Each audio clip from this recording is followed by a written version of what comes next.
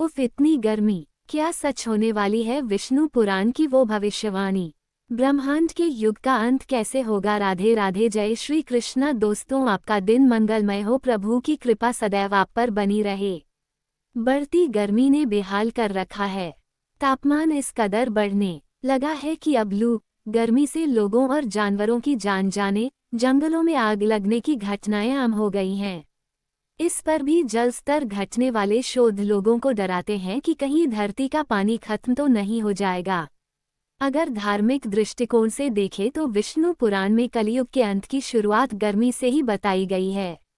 ऐसे में हर साल बढ़ती गर्मी की वजह से विष्णु पुराण की भविष्यवाणी डराने लगती है कि क्या पृथ्वी का अंत होने वाला है। आइए जानते हैं विष्णु पुराण की भविष्यवाणी के बारे में। गर्मी और लू के थपेड़े मनुष्य हो या जानवर, हर किसी का जीना दुश्वार कर रहे हैं। बढ़ती गर्मी से कई जगह जंगलों में आग लग रही है तो कई जलाशयों के सूखने की खबरें भी आती रहती हैं।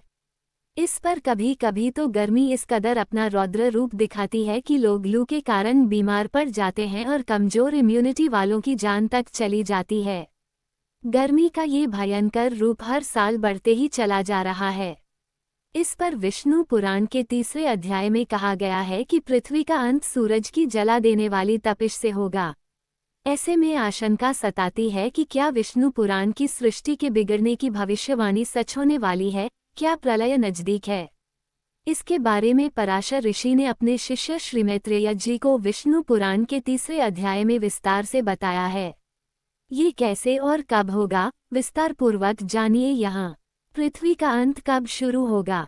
पराशर ऋषि श्री मैत्रेय जी को बताते हैं कि धरती पर 30 दिन और रात का एक महीना होता है और 12 महीने का एक साल होता है। जबकि धरती के एक साल के बराबर देवताओं का एक दिन और पृथ्वी लोक के 360 साल के बराबर देवताओं का एक साल होता है। ऐसे 12,000 दिव्य वर्षों का एक चतुर्युग होता है। और खास बात यह है कि 1000 चतुर्युग का ब्रह्मा का एक दिन होता है। विष्णु पुराण में बताया गया है कि 1000 चतुर्युग बीतने पर पृथ्वी का अंत शुरू होने लगेगा।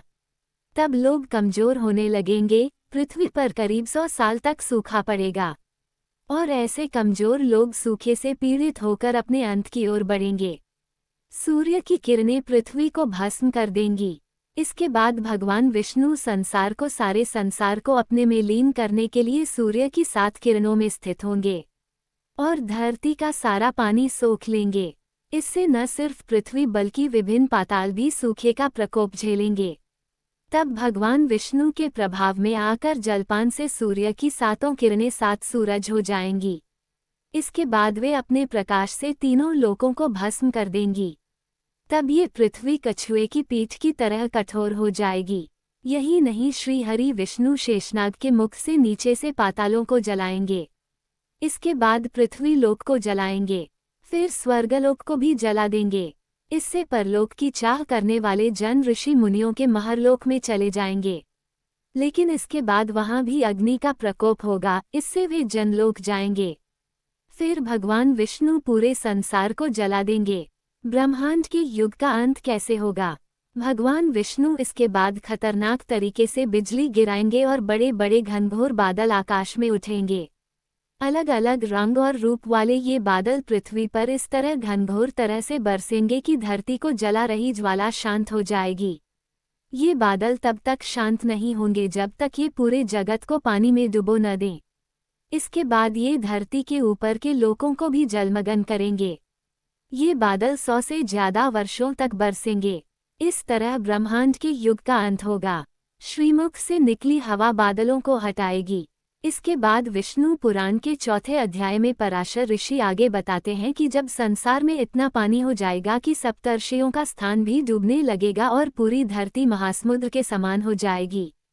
इसके बाद भगवान विष्णु के श्रीमुख से निकली हवा उन बादलों को खत्म करेगी। इसके बाद ये भीषण हवा 100 वर्षों तक चलेगी। फिर भगवान विष्णु इस हवा की पीकर अपनी शेषनाग की शैया पर शयन करेंगे।